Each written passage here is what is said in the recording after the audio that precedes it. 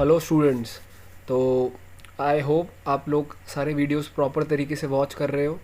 जितनी अच्छी तरीके से देखोगे उतना ज़्यादा वो कंसेप्ट लर्न होता जाएगा। हमारे 2 वीडियोस हो चुके हैं। हमारा फर्स्ट चैप्टर चल रहा है इंट्रोडक्शन टू माइक्रो इकोनॉमिक्स, और बेसिकली हम लोगों ने बहुत सारे टॉपिक कंप्लीट कर लिए। हमने सेंट्रल प्रॉब्लम्स ऑफ इकोनॉमी पढ़ लिया, what to produce, how to produce, whom to produce पढ़ लिया, अपॉर्चुनिटी कॉस्ट के बारे में पढ़ लिया, और लास्ट वीडियो में मैंने आपको पीपीसी के बारे में बताया था, ठीक है ना। और पीपीसी के अजम्पशंस बताए थे, पीपीसी होता क्या है, उसकी डेफिनेशन, ठीक है बच्चों। बेसिक एक शेप बताया था पीपीसी का। तो आज हम लोग पीपीसी के टॉपिक को कंटिन्यू करते हैं, उससे रिलेटेड टॉपिक है। तो मैं आज जो टॉपिक पढ़ाने वाला हूँ आप लोगों को वो ये है कि पीपीसी के कितने शेप्स होते हैं। यानी पीपीसी कर्व जो मैंने आपको बताया था, कॉनकेव तो बताया ही था, उसके अलावा भी कोई उसके दूसरे शेप होते हैं। यस सर, 3 तरह के शेप होते हैं। पहला तो आपके सामने कॉनकेव, जो मैंने आपको बता चुका हूँ, लेकिन मैं फिर से एक बार बता देता हूँ। आपको रीज़न बता दूंगा कि कब कॉनकेव होता है। 3 शेप होते हैं इसके, कॉनकेव, कॉन्वेक्स एंड स्ट्रेट। तो मैं तीनों के रीज़न बता रहा हूँ, ठीक है बच्चों। तो सबसे पहले हम लोग देखेंगे सर कॉनकेव कब होता है। ये बेसिक मैंने एक टेबल के थ्रू इसको समझाया है। यहाँ पर एक तो लिया है मैंने x, और एक क्या लिया है मैंने सर y। गुड्स हैं ये। और 2 गुड्स क्यों लिए हैं, क्योंकि मैंने आपको पहले पिछले वाले वीडियो में क्लियर किया था कि प्रोडक्शन पॉसिबिलिटी कर्व का कंसेप्ट 2 गुड्स के थ्रू ही समझा जा सकता है, ठीक है। और मैंने यहाँ पर आपको बता दिया एमओसी। जिसने पुराना वीडियो, सेकंड वीडियो नहीं देखा है वो देख लो कि एमओसी क्या होता है, उसको कैसे निकालते हैं। तो अब तक ऑलमोस्ट जिसने भी वीडियो देखा होगा उसको पता पड़ गया होगा कि एमओसी कैसे निकालते हैं। तो सर कैसे निकालते हैं, जिसमें सेक्रीफाइस किया जाता है, जिसमें सेक्रीफाइस किया जाता है। जैसे सर कौन सेक्रीफाइस कर रहा है सर, यहाँ पर किसका यूनिट्स डिक्रीज़ हो रही है सर, वाई वाले की यूनिट्स क्या हो रही है, डिक्रीज़ हो रही है। कैसे, पहले 10 था, फिर 9 था, फिर 7 था, फिर 4 था, फिर 0 हो गया। समझ में आ रही बात। एमओसी कैसे निकालते हैं सर, जिसमें डिक्रीज़ होते जा रहे हैं उसमें माइनस करते जाओ। 10 में से 9 गया, 9 में से 7 गया, 7 में से क्या गया बच्चों, 4 गया, ठीक है। 4 में से 0 गया। तो ये आपके सामने वैल्यूज़ है, 1 then 2 then 3 and next one is 4। तो बेसिकली मैं आपको बताऊंगा कि सर पीपीसी कॉनकेव शेप का कब होता है। तो आपके सामने मैंने ये रीज़न लिख रखा है, जब आपका एमओसी इंक्रीज़ हो रहा है, जब आपका एमओसी बढ़ता है। सर कैसे, जैसे पहले एमओसी 1 था, फिर कितना हो गया 2, फिर कितना हो गया 3, फिर कितना हो गया 4। समझ में आ रही बात। तो जब एमओसी आपका बढ़ता है, या फिर ऐसा भी बोल सकते हो जब आपका रेट ऑफ सेक्रीफाइस ज़्यादा है। सर रेट ऑफ सेक्रीफाइस यानी मतलब मैं दूसरे गुड्स को, जैसे एग्जांपल के तौर पर x यूनिट्स को अगर मुझे बढ़ाना है तो मुझे y को सेक्रीफाइस करना पड़ेगा। ये तो मैंने आपको बताया था, एक को बढ़ाना है दूसरे को कम करना पड़ेगा। तो जब मेरी रेट ऑफ सेक्रीफाइस ज़्यादा होती जाएगी, सर कैसे, पहले 1 रेट था, यानी अगर x की 1 यूनिट बढ़ानी है तो पहले मैंने 1 यूनिट सेक्रीफाइस करी, फिर x की 1 यूनिट बढ़ानी है तो मैंने कितनी यूनिट सेक्रीफाइस करी, 2। तो ये रेट ऑफ सेक्रीफाइस धीरे धीरे क्या होती जाएगी, अगर बढ़ती जाएगी तो तुम्हारा जो एमओसी होगा वो कौन से शेप का होगा बच्चों, कॉनकेव शेप का होगा। दैट्स इट, सिंपल सी बात है भाई। इज़ डैट क्लियर और नॉट। यस। कॉनकेव कैसे बनता है, ऐसे, ये तुम्हारे सामने है कॉनकेव। जैसे अपन लोगों ने जो पीपीसी जब पढ़ा था तो मैंने आपको उसमें क्लियर कर दिया था। ये सिंपल सा डायग्राम, ये वाई एक्सिस पर गुड वाई लिया और एक्स एक्सिस पर गुड एक्स लिया, ठीक है ना। सिंपल सी बात है, ज़्यादा कंफ्यूज नहीं होना। अब हम लोग सेकंड शेप पे आते हैं, ठीक है। यस बच्चों, जो आपका सेकंड शेप है पीपीसी का वो क्या है, कॉन्वेक्स। कॉनकेव हो गया, अब कॉन्वेक्स। तो वापस मैंने टेबल बनाया है, सिंपल है, बहुत सिंपल है। यहाँ पर एक्स लिया है और यहाँ पर किसको लिया है, वाई को। 2 ही गुड्स हैं। और यहाँ पर अपन ने क्या लिखेंगे, एमओसी, ठीक है। तो देखो, अब ध्यान से समझते जाना। अब यहाँ पर एमओसी कैसे, सर 4, फिर कितना है 3, फिर कितना है 2। आपको निकालने आ गया होगा एमओसी कैसे निकालते हैं सर। जो डिक्रीज़ हो रहा है, जिन गुड्स में डिक्रीज़ हो रहा है, जो गुड्स कम होता जा रहा है, जैसे वाई कम होता जा रहा है, वाई पहले 10 था, फिर कितना हो गया 6, फिर 3, फिर 1, फिर 0, है ना। तो एमओसी भी इसमें से ही निकालते हैं। 10 में से 6 गया, कितना बचा 4, 6 में से 3 गया, कितना बचा 3, 3 में से 1 गया, कितना बचा 2, है ना। अब सर कॉनकेव में तो आपने बताया था कि जब एमओसी बढ़ रहा है तब कॉनकेव शेप बनता है। कॉन्वेक्स कब बनता है बच्चों, जब एमओसी घट रहा है। सर कैसे, पहले 4 था, फिर 3 हो गया, फिर 2 हो गया, फिर 1 हो गया। तो बच्चों ये चीज़ समझ में आई। अगर एमओसी बढ़ेगा तो कॉनकेव, एमओसी घट रहा है तो सर कॉन्वेक्स। That's it. देखो लिखा भी है मैंने यहाँ पर, व्हेन एमओसी, ये एरो समझ में आ रहा है ना, ये एमओ जो एरो है ये किसका है बच्चों, सर ये डिक्रीज का एरो है। जब एमओसी फॉल हो रहा है तो आपका कॉन्वेक्स शेप बन जाएगा। या फिर ऐसा भी बोल सकते हो जब रेट ऑफ सेक्रीफाइस डिक्रीज होती जा रही है। सेक्रीफाइस यानी अगर मैंने यूँ समझो आप, एक्स के एक यूनिट को बढ़ाने के लिए पहले कितनी वाई यूनिट सेक्रीफाइस करनी पड़ रही थी, 4। फिर एक्स के एक और यूनिट को बढ़ाने के लिए कितनी सेक्रीफाइस करनी है, 3, फिर 2, फिर 1। यानी रेट ऑफ सेक्रीफाइस क्या होता जा रहा है, डिक्रीज होता जा रहा है। या जब एमओसी तुम्हारा गिरता है तो कौन सा शेप बनता है सर, आपका बनता है कॉन्वेक्स। सिंपल, कितना सिंपल है भाई। ठीक है बच्चों, last and final shape is straight. ये तो और सिंपल है सर। इसमें क्या है, कॉनकेव में तो एमओसी बढ़ता है, कॉन्वेक्स में एमओसी डाउनफॉल। सर स्ट्रेट में क्या होता है, स्ट्रेट में बच्चों सोचो क्या होगा, स्ट्रेट में एमओसी तुम्हारा कांस्टेंट होगा। सर कैसे, 4 4 4 4, वाह यानी एक्स के हर यूनिट को बढ़ाने के लिए मुझे कांस्टेंट रेट से क्या करना पड़ रहा है, सेक्रीफाइस। जो मेरा रेट ऑफ सेक्रीफाइस है वो सेम है, कांस्टेंट है। तो सर उसमें कौन सा डायग्राम बनेगा, आपका स्ट्रेट वाला डायग्राम बनेगा बच्चों। इज़ दैट क्लियर और नॉट। देखो कैसे बनता है ये देखो, ये देखो आपका डायग्राम स्ट्रेट। कौन सा है सर, स्ट्रेट। 3 शेप हो गए, कॉनकेव, कॉन्वेक्स और स्ट्रेट। सर कॉनकेव एमओसी बढ़ेगा, कॉन्वेक्स एमओसी घटेगा, और स्ट्रेट जब आपका MOC remains what, same and constant.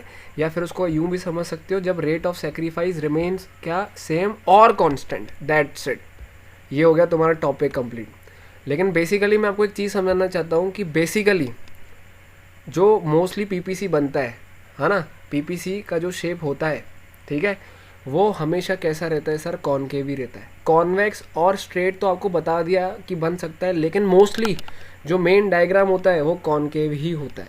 ठीक है, तो जितने भी आप ये डायग्राम बनाओगे, कोई भी कंसेप्ट समझोगे पीपीसी के, वो कैसे होंगे सर, वो सर कॉनकेव के हिसाब से होंगे। ठीक है, अब नया टॉपिक आता है शिफ्ट इन पीपीसी।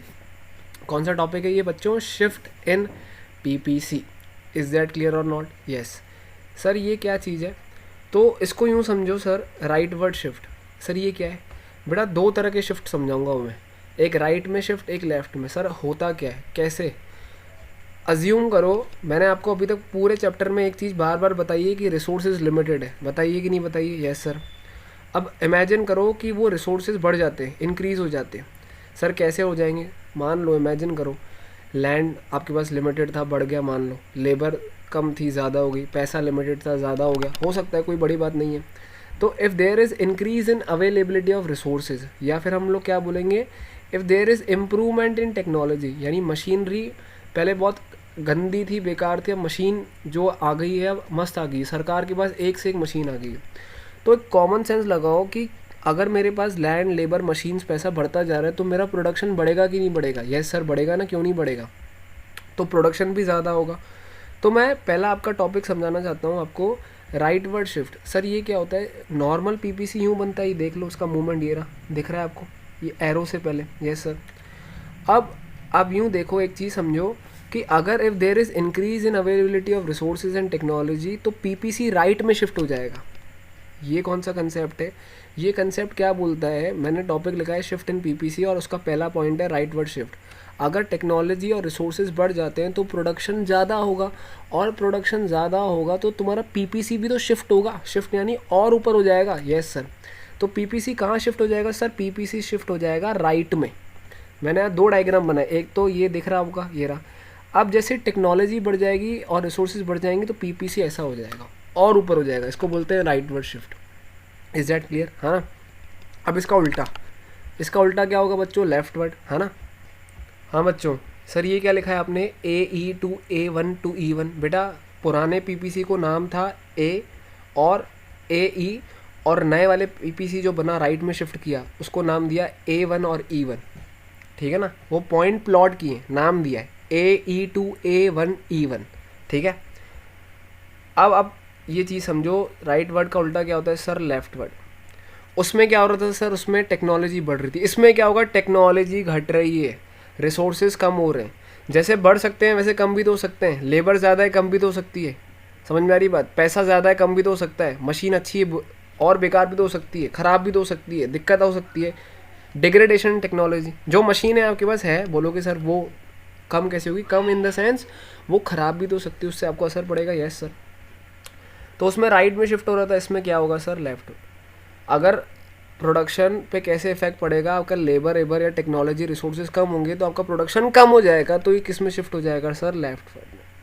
तो बच्चों सर ये देखो, आपका पहले नॉर्मल था ए ई, ये रहा ए, देख लो ये ए और ये रहा तुम्हारा ई, ये ए ई से किस में शिफ्ट हो गया? ए टू ई टू, ये रहा ए टू और किस में शिफ्ट हो गया sir? E two. That's it. ठीक है बच्चों, तो ये जो मैंने दोनों केसेस बताया ना, ये राइट और लेफ्ट के, ये कब होंगे? जब रिसोर्सेज या तो बढ़ेंगे या रिसोर्सेज क्या होंगे सर? कम होंगे। That's it. बढ़ेंगे तो राइट में, घटेंगे तो लेफ्ट में। अब मैंने इस लेफ्टवर्ड शिफ्ट में एक और चीज़ लिखी है, थोड़ी कंसेप्चुअल है, ये लास्ट में भी समझाऊंगा, अभी हिंट ले लो। ये तो मैंने आपको बताया कि रिसोर्सेज कम हो रहे हैं, बढ़ रहे हैं। सेकंड वाले केस में, लेफ्टवर्ड शिफ्ट वाले केस में, मान लो सर अगर रिसोर्सेज डिक्रीज़ नहीं होते, टेक्नोलॉजी कम नहीं होती, डिग्रेड नहीं होती, अगर हमारे पास लिमिटेड रिसोर्सेज होते, क्या रिसोर्सेज होते हैं बच्चों? लिमिटेड। लिमिटेड समझ रहे हो ना क्या होता है सर? जितने हैं, ना बढ़ रहे हैं ना घट रहे। पूरे चैप्टर में मैंने आपको यही समझाया है कि रिसोर्सेज आर लिमिटेड। और सेकंड वाले केस में हम वैसे क्या पढ़ रहे हैं कि रिसोर्सेज अगर क्या हो गए? डिक्रीज़ हो गए। फिर उसमें मैं आपको एक और पॉइंट समझा रहा हूँ, अगर आपके पास मान लो रिसोर्सेज लिमिटेड होते, क्या होते सर? रिसोर्सेज लिमिटेड होते। तो बच्चों एक ध्यान से चीज़ समझना, जब रिसोर्सेज लिमिटेड है, ठीक है, तो सीधी सी बात है, अब मेरे पास दो ऑप्शन क्या है? या तो मैं उन रिसोर्सेज का प्रॉपर तरीके से क्या करूं? यूज़ करूं, या तो मैं उन रिसोर्सेज का प्रॉपर तरीके से यूज़ नहीं करूंगा। मान लो मेरे पास 10 लेबर है, ठीक है, और मेरे पास मान लो चार ज़मीन है, 4 एकड़ ज़मीन है, सीधी सी बात है। अब मैं उसका यूज़ कर भी सकता हूँ, नहीं भी कर सकता हूँ। मान लो अगर मैं उसका यूज़ नहीं कर रहा, उसका यूज़ ही नहीं कर रहा, लेबर 10 हैं, सिर्फ 3 लेबर का यूज़ कर रहा हूँ, 7 को तो यूँ बिठा के रख दिया, ज़मीन 4 एकड़ है, 1 एकड़ यूज़ कर रहा हूँ, तो सिंपल सी बात है सर, उसको बोलते हैं हम लोग इनएफिशिएंट यूटिलाइजेशन ऑफ रिसोर्सेज। क्या बोलेंगे? Inefficient utilisation of resources. इसका मतलब क्या होता है? जब आपके पास रिसोर्सेज होते हैं लेकिन फिर भी आप उसका इस्तेमाल नहीं कर रहे हो, तो उसको बोलते हैं इनएफिशिएंट यूटिलाइजेशन ऑफ रिसोर्सेज। और इससे तुम्हारा पीपीसी लेफ़्ट में शिफ्ट नहीं होगा। लेफ़्ट में पीपीसी शिफ्ट कब होता है सर? जब आपके पास रिसोर्सेज कम है, डिक्रीज़ होते जा रहे हैं सर, लेकिन यहाँ पर तो आपके पास रिसोर्सेज है, इस सिचुएशन में आप उसका यूज़ नहीं कर रहे हो। तो सर आपने ये क्या लिखा है? Inside PPC. बेटा मैं आपको डिटेल में भी लास्ट में समझा दूंगा, अभी आप एक पॉइंट समझो, अभी आप एक चीज़ समझो। If there is a limited resources, आप उसका यूज़ नहीं कर रहे हो, उसको बोलते हैं इनएफिशिएंट यूटिलाइजेशन ऑफ रिसोर्सेज। और सर ये इनसाइड पीपीसी का मतलब क्या होता है बच्चों? ये इनसाइड यानी नॉर्मल पीपीसी के अंदर, यानी मैं आपको डायग्राम से समझा देता हूँ, मैं आपको डायग्राम से क्लियर कर देता हूँ, है ना। देखो बच्चों ये मैंने डायग्राम बना दिया, है ना, तो ढंग से देखना, ये तुम्हारा पीपीसी, ठीक है। और मैं अभी कौन सा केस बता रहा हूँ आप लोग को सर? अब अगर आपके पास लिमिटेड रिसोर्सेज हैं, भूल जाओ राइट वर्ड लेफ्ट वर्ड को 2 मिनट के लिए। अभी आप देखो, अगर आपके पास लिमिटेड रिसोर्सेज है और आप उसका यूज़ नहीं कर रहे हो, तो आपका पीपीसी लेफ्ट में नहीं जाएगा, आपके पीपीसी इनसाइड हो जाएगा। इनसाइड यानी ये वाला point. Is that clear? Is that clear? अगर कोई दिक्कत नहीं, कन्फ्यूज़न भी है तो कोई दिक्कत नहीं, मैं आगे आपको क्लियर कर दूंगा। अभी हम लोगों ने क्या पढ़ा सर? शिफ्ट इन पीपीसी, एक राइट में एक लेफ्ट में। राइट में कब होता है? जब बढ़ता है रिसोर्सेज, और लेफ्ट में जब रिसोर्सेज कम होते हैं। लेफ्ट में के साथ ही एक टॉपिक हल्का सा समझा दिया, अगर आपके पास लिमिटेड रिसोर्सेज हैं, आप उसका यूज़ नहीं कर रहे हो, उसको बोलते हैं इनएफिशिएंट यूटिलाइजेशन ऑफ रिसोर्सेज। और इनएफिशिएंट यूटिलाइजेशन ऑफ रिसोर्सेज में कभी भी पीपीसी लेफ्ट में शिफ्ट नहीं होता, बल्कि अंदर एक पॉइंट आ जाता है जिसको बोलते हैं इनसाइड पीपीसी। दैट्स इट, ठीक है। डिटेल में लास्ट में समझेंगे, ठीक है। लास्ट एंड फाइनल टॉपिक इस वीडियो लेक्चर का, इसके बाद मैं नेक्स्ट वीडियो बनाऊंगा, उसमें डिटेल में समझेंगे। और रोटेशन ऑफ पीपीसी, सर ये क्या होता है? अभी मैंने आपको बताया शिफ्ट, अब क्या पढ़ेंगे? रोटेशन। रोटेशन समझते हो? घूमना। क्या होता है? घूमना। सर क्या है इसका मतलब? मान लो उसमें तो हम लोगों ने ये समझा कि सर या तो दोनों गुड्स में मूवमेंट होगा। सर कैसे? या तो मैंने दो गुड्स कौन से लिए? 2 लिए, या तो गुड एक्स एक्सिस में लिया है या फिर किस में लिया है? वाई एक्सिस में, ठीक है।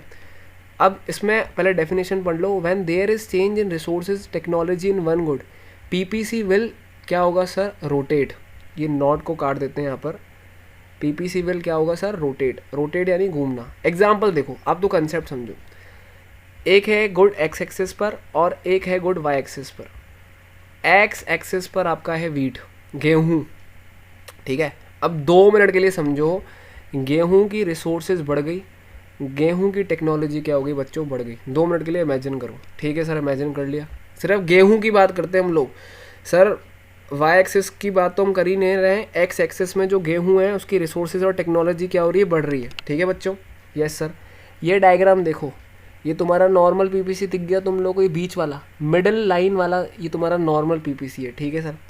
अब मानो सिर्फ एक्स एक्सिस पर वीट, यानी वीट के लिए टेक्नोलॉजी बढ़ गई, मशीनें आ गई, लैंड बढ़ गया, लेबर बढ़ गया, तो वीट का प्रोडक्शन सर किस में हो जाएगा शिफ्ट, राइट में शिफ्ट हो जाएगा, सिर्फ वीट में। क्योंकि हम लोग किसकी बात कर रहे हैं सर, वीट की। टॉपिक का नाम क्या है, रोटेशन। रोटेशन क्या बोलता है, जब दो गुड्स में से एक ही गुड का रिसोर्स और टेक्नोलॉजी क्या हो रही है सर, बढ़ रही है, दूसरे गुड्स का क्या आएगा सर, दूसरे गुड्स में रिसोर्सेज और टेक्नोलॉजी इज कांस्टेंट। ऐसा होता है कि हो सकता है। अच्छा, जिस वीट में रिसोर्सेज और टेक्नोलॉजी बढ़ रही है उसी में घट भी सकती है। Yes sir. तो घटेगी तो कहाँ शिफ्ट हो जाएगा सर, लेफ्ट वर्ड। बढ़ रहा है तो राइट में, घट रहा है तो लेफ्ट में। दैट्स इट, सिंपल सी बात है भाई, आई बात समझ में, ठीक है।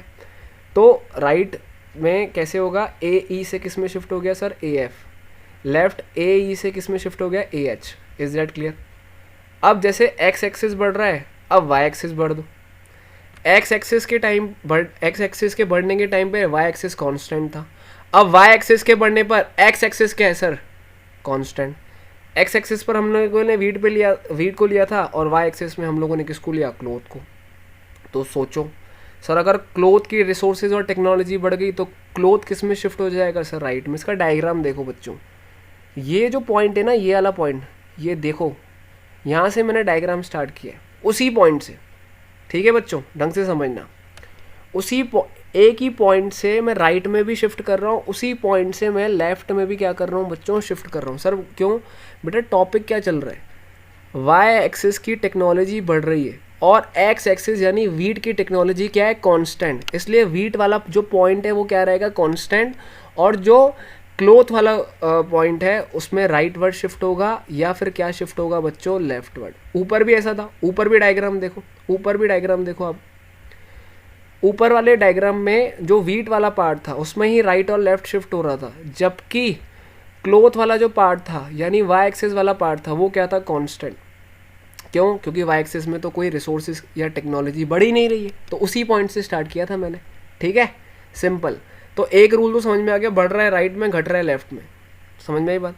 तो शिफ्ट इन पीपीसी और रोटेशन में क्या डिफरेंस है बच्चों, सर शिफ्ट दोनों में होता है, एक्स एक्सिस में भी होता है, वाई एक्सिस में भी होता है। रोटेशन में एक गुड्स की बात करते हैं, या तो वाई एक्सिस में बढ़ेगा या फिर एक्स एक्सिस में बढ़ेगा। अगर वाई एक्सिस में बढ़ रहा है तो एक्स एक्सिस को कांस्टेंट रखो, और अगर एक्स एक्सिस का बढ़ रहा है तो वाई एक्सिस को क्या करो, कांस्टेंट रखो। दैट्स इट, खत्म। आई बात समझ में। वीडियो को देखना, डाउट आएगा कोई दिक्कत नहीं, नई नई चीज़ें आराम से समझो, कोई प्रॉब्लम की बात नहीं है। तो वीडियो और उतारना अपने कॉपी में प्रॉपर तरीके से, डायग्राम नीट एंड क्लीन होना चाहिए। जो भी डाउट हो आप मुझसे कंसल्ट कर लेना, मैं आपको क्लियर कर दूंगा। वैसे आना नहीं चाहिए क्योंकि सिंपल सी चीज़ है, हाँ ना बच्चों। तो प्लीज़ सब्सक्राइब द चैनल, और कोशिश करो कि ज़्यादा से ज़्यादा बार वीडियो को देखें, 2 बार वीडियो देखो। कई बार एक बार में अपन क्लास में बैठते थे, याद है ना, एक बार में अंदर नहीं जाती थी चीज़, तो हम लोग वापस पूछते थे। तो कोई प्रॉब्लम नहीं है, ज़्यादा अपन को टेंशन लेने की ज़रूरत नहीं। वीडियो को दोबारा देखो और जहाँ पर अटके उसको वापस देखो, तो डेफिनेटली आपके दिमाग में वो बात जाएगी, ठीक है। Thank you.